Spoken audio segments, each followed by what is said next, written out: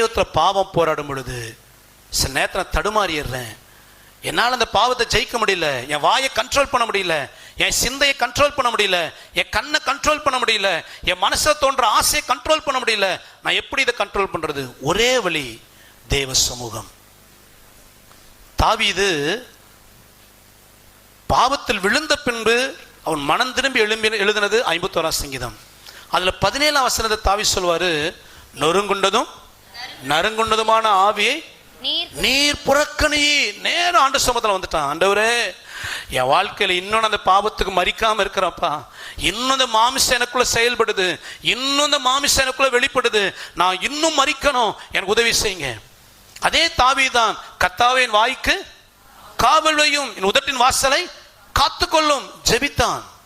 139 சங்கீதத்துல 23, 24 தாவீது ஜெபிக்கிறான். ஆண்டவரே, இருதயத்தை ஆராய்ந்து பாரும், என் சிந்தைகளை உள்ளந்திரியங்களை சோதித்து பாரும், தீமை உண்டாக்கும் வழிநடத்த உண்டோ என்று பார்த்து, வேதம் உண்டாக்கும் வழி உண்டோ என்று பார்த்து என் நித்திய பாதையில ஜெபிக்கணுங்க.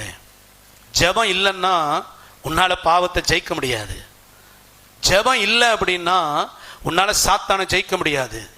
ஜெபம் இல்லைன்னா உன் மாம்சத்தை ஜெயிக்க முடியாது.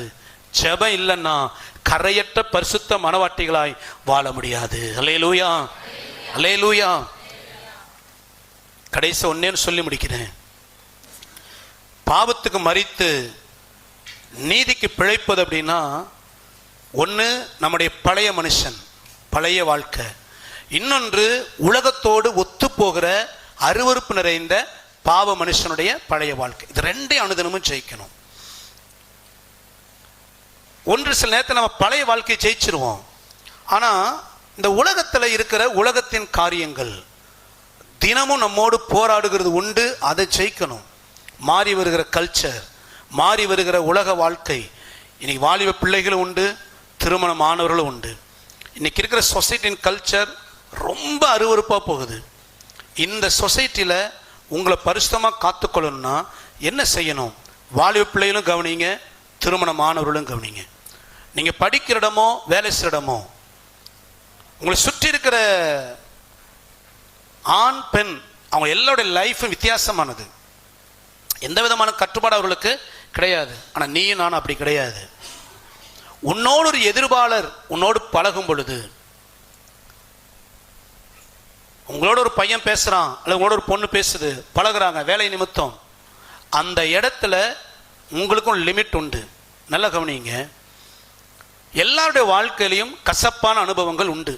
சில நேரத்தில் பெற்றோர் நமக்காக செய்கிற சில காரியங்கள் நமக்கு கசப்பாக இருக்கலாம். பெற்றோர் நம்மை கண்டிப்பதோ அல்லது பெற்றோர் நமக்கு செய்கிற சில விஷயங்கள் புரிந்து கொள்ளாமல் வேதனை வரும். அல்லது நாம் எதிர்பார்க்கிற நேரத்தில் பெற்றோருடைய அந்த எதிர்பார்ப்பு, அந்த அன்பு நமக்கு கிடைக்காம போகலாம். இது எல்லா வாலிப பிள்ளைகளுக்கும் சில சமயம் வருவதுண்டு. திருமணமானவர்களுக்கும் நீங்கள் எதிர்பார்க்கிற அன்பு கணவன்கிட்டயோ மனைவியிட்டோ கிடைக்காம இருக்கலாம். அல்லது குடும்ப வாழ்க்கையில் சில சலசலப்புகள், கசப்பு, வேதனை இருக்கலாம். ஆனால் நீங்கள் படிக்கிற இடத்துல, வேலை செய்கிற இடத்துல உன் பெற்றோரை காட்டிலும் ஒரு எதிர்ப்பாளர் உன்னிடத்தில் அதிக அக்கறையும் அன்பு காட்டுகிறார் என்றால் ஜாக்கிரதையாரு. எங்கள் அப்பா அம்மா கூட என்ன புரிஞ்சுக்கல, அவன் என்னம்மா என்ன புரிஞ்சுக்கிட்டான் தெரியுமா, அந்த பொண்ணு என்னம்மா என்ன புரிஞ்சுக்கிச்சு தெரியுமா, என் புருஷன் கூட என் பரிவா கேட்க மாட்டேங்கிறாங்க, என் கூட வேலை செய்கிற அவர் மிஸ்டர் சாப்பிட்டியான்னு கேட்குறாரு, தூங்குனியான்னு கேட்குறாரு, என் மனைவி கூட விசாரிக்க மாட்டாங்க. அந்த லேடி அவங்களும் திருமணமானவங்க தான், எனக்கு லஞ்ச் கொண்டு வராங்க, என்ன விசாரிக்கிறாங்க. என் மனைவி கூட டெய்லி ஒரே சாதம் வைக்கிறா, அந்த சிஸ்டர் எனக்கு பிடிச்சதையே கொண்டு வராங்க. எவ்வளோ அக்கறை என் மேலே. உலகத்துக்கு இது ஓகே. இது பிசாசின் கண்ணி. உன் பெற்றோரை விட, உன் கணவனை விட, உன் மனைவியை விட ஒரு எக்ஸ் நபர் உனக்கு அதிக அக்கறை காட்டுகிறார் என்றால் அது பிசாசின் கண்ணி, உன்னை கரைப்படுத்த சாத்தான் வைத்திருக்கிற ஏஜென்ட். லேலூயா, லேலூயா. திருமணம் ஆயிட்டா உன் புருஷன் தான் உனக்கு ராஜா, உன் மனைவி தான் உனக்கு ராணி. அவங்கள விட உனக்கு எதிர்பாளர் ஒருத்தர் ராஜாவும் கிடையாது. உன் லிமிட்டை தாண்டி வராங்களா தடுத்து நிறுத்தங்க. நமக்கு ஒரு சர்க்கிள் இருக்குதுங்க. நெருங்கிய ரிலேஷன்ஷிப் யார் தெரியுங்களா? உன் அம்மா அப்பா, உன் உடன் பிறந்தவர்கள், உன் கணவன், உன் மனைவி, இவங்க தான் உன் க்ளோஸ் சர்க்கிள். இதை தாண்டி தான் அடுத்தவன்.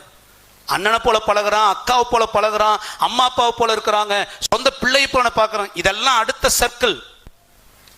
அந்த சர்க்கிளை தாண்டி இந்த சர்க்கிள்குள்ள வரக்கூடாது. உன் அம்மா அப்பாவை விட ஒருத்தர் உன்னை நேசிக்கூடாது. உன் கணவனை விட ஒருத்தர் கிட்டி வரக்கூடாது. உன் புருஷனை விட ஒருத்தர் கிட்டி இங்கே வரக்கூடாது. இது உலகத்துக்கு சகஜம். லிமிட்டை தாண்டாங்களா, நீ விலகிடு. என்னை ரொம்ப நேசிக்கிறாங்க, ஆபத்து. எதை எங்க வைக்கணுமோ, காலையில் ஷூ போட்டு போறீங்க, காலையிலிருந்து நைட்டு வரைக்கும் ஒரு 8 to 10 hours ஷூ காலிலேயே இருக்குது, இருக்கா இல்லைங்களா? வீட்டுக்கு வரீங்க, 10 மணி நேரம் என் காலை பாதுகாத்த ஷூ, அழகான ஷூ அப்படின்னு கழட்டி நைட் தூங்கும் போது தலைமாட்டில் வச்சா படுப்பீங்க? என்னங்க பண்ணுவீங்க? செருப்பு போட்டுட்டு போறீங்க, அழகான செருப்பு, காஸ்ட்லியான செருப்பு, பல மணி நேரம் உங்களுக்கு ஒத்துழைப்பான செருப்பு. நைட்டு தூங்கும் போது செருப்பு தூக்கி அப்படியே தலைமாட்டில் வச்சு தலையோடு அணைச்சி படுப்பீங்களா? செருப்பையும் ஷூவையும் வைக்க வேண்டிய இடத்துல வைக்கணும். தேவையில்லாத, சம்பந்தம் இல்லாத ஒரு நபர் உன்னிடத்தில் அதிக அக்கறை காட்டுகிறார் என்றால் அது செருப்பு, அது ஷூ வைக்க வேண்டிய இடத்துல வைக்கணும். நீ இடம் மாறி வச்சுட்டீன்னா உன்னை கரைப்படுத்திடும். உலகத்தை பார்க்காத, அவங்களுக்கு அது சகஜம். நாங்கள் சோவியெல்லாம் பேசுகிறோம் பாஸ்டர், நாங்கள் சோவியெல்லாம், நான் அக்கா மாதிரி பழகிறேன், அண்ணன் மாதிரி பழகிறேன், தங்கச்சி மாதிரி பழகிறேன், தம்பி மாதிரி பழகிறேன். இல்லைங்க, என் ஆண்டவர் நம்ம கொடுத்த உறவு மட்டும்தான் உறவு. மீது எல்லாமே பஸ் ஸ்டாப் மாதிரி வர்றது போகிறதுமா இருக்கணும். யாராவது ஒரு நபர் உன்னிடத்தில் அதிக அக்கறையோடு நெருங்கினால் உலகம் அதை அக்செப்ட் பண்ணிக்கும். இன்னைக்கு நிறைய தவறான உறவுகளுக்கு காரணம் அதுதான். அது உலகத்துக்கு சகஜம். ஆமா, அவன் புருஷன் கவனிக்கல, அவர் கவனிக்கிறாரு, இதனால தப்பு இருக்குது.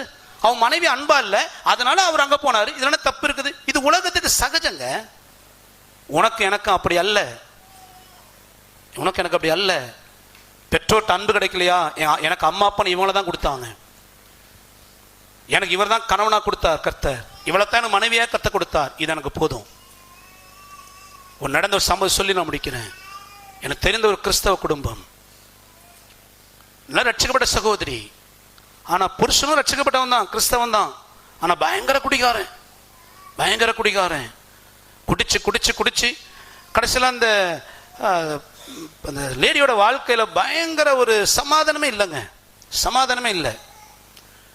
என்ன ஆச்சு அப்படின்னா, இந்த சகோதரி வேலைக்கு போற இடத்துல சில நபர்கள் கொடுத்த ஆலோசனை, இந்த சகோதரி என்ன பண்ணாங்கன்னா, தவறான ஒரு வாழ்க்கைக்கு தன்னை ஏன்னா அவங்க பக்கம் நியாயம், நம்பின புருஷனை கவனிக்கலாங்க, ஒருவேளை சோறு போட மாட்டேங்கிறாரு, குடிகாரனா இருக்கிறார். இவர் இந்த அம்மா ஒரு வாழ்க்கை, தவறான வாழ்க்கை, அங்க பணம் வருது, சந்தோஷம் வருது. இந்த மனுஷன் பார்த்தா, நீ தான் வாழ்வியா, நான் பாரு, இவர் ஒரு தவறான வாழ்க்கை. கடைசியில் பிள்ளைகளின் வாழ்க்கை பரிதாபமாய் போனது. கிறிஸ்தவம்னா என்ன, சபைனா என்ன மறந்தே போனார்கள். பிசாசு அந்த குடும்பத்தையே வேட்டையாடினான். நான் சகோதரருக்கும் சொல்றேன், சகோதரிக்கும் சொல்றேன், ரட்சிக்கப்பட்ட நீங்க, ஞானஸ்தானம் பெற்ற நீங்க, கரைதரையற்ற பரிசுத்தமானவாட்டை வாழ்ந்து வருகையில் எடுத்துக்கொள்ளப்படணும்னு வாஞ்ச இருந்தால் உங்க பழைய வாழ்க்கைக்கு ஒரு முற்றுப்புள்ளி, உங்க பழைய சுவாபம், பழைய அருவருப்புக்கு ஒரு முற்றுப்புள்ளி.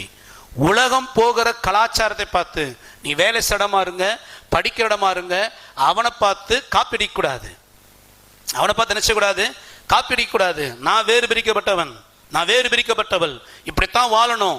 உலகத்துக்கு ஒத்த வேஷம் போட என்னை கர்த்தர் அழைக்கல, நான் பரிசுத்த கரையற்ற மனவாட்டியை வாழணும்.